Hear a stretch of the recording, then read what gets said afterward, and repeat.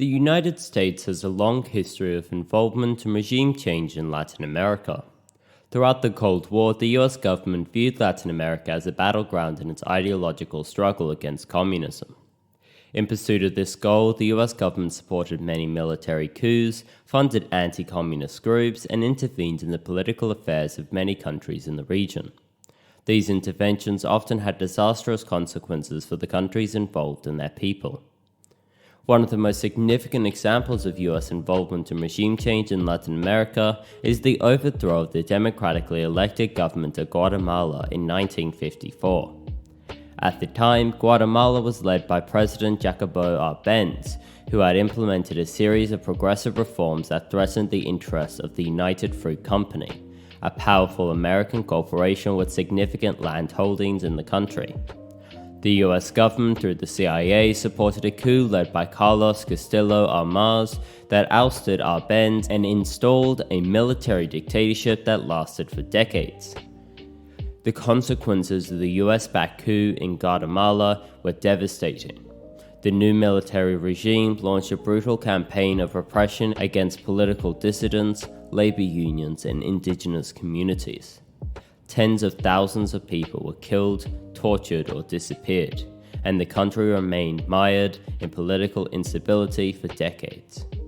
The legacy of the coup continues to haunt Guatemala to this day, as the country struggles with corruption, violence, and social inequality. Another example of US involvement in regime change in Latin America is the support provided to the military dictatorship in Chile after the overthrow of the democratically elected President Salvador Allende in 1973. Allende had been elected on a platform of socialist reform which threatened the interests of the US government and American corporations with investments in the country. In response, the US government backed a military coup led by General Augusto Pinochet, who proceeded to implement a brutal regime of political repression and economic neoliberalism. The consequences of US involvement in the Chilean coup were similarly devastating. Tens of thousands of people were killed, tortured, or disappeared under Pinochet's regime, and the country remained under military rule for almost 2 decades.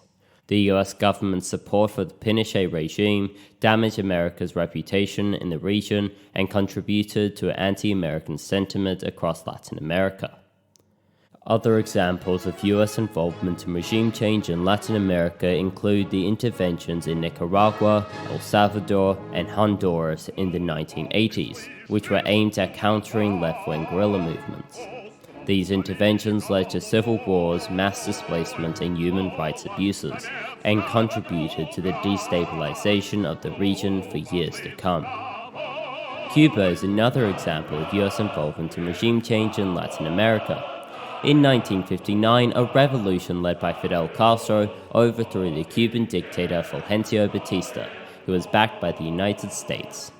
The Castro government implemented a series of socialist reforms that threatened American economic interests in Cuba, including the nationalization of American-owned businesses and the expropriation of American-owned land. In response to these actions, the US government launched a campaign of economic and political isolation against Cuba. In 1961, the US government attempted to overthrow the Castro government through a failed invasion at the Bay of Pigs. The following year, the US government imposed a comprehensive economic embargo against Cuba, which remains in place to this day. The consequences of US involvement in regime change in Cuba have been significant. The economic embargo has had a devastating impact on the Cuban economy, limiting trade and access to essential goods and services. The embargo has also contributed to the political isolation of Cuba and the alienation of the Cuban government from the international community. Additionally, the US government's interventions in Cuba have contributed to anti-American sentiments in Latin America and around the world as well. Despite the US embargo, the Castro government remained in power for decades, and Cuba has continued to pursue a socialist agenda. The Cuban government has implemented policies aimed at improving healthcare, education, and social welfare. US involvement in regime change in Latin America has had disastrous consequences for the countries and the people involved. The interventions were often motivated by American economic and political interests rather than by a genuine concern for democracy or human rights.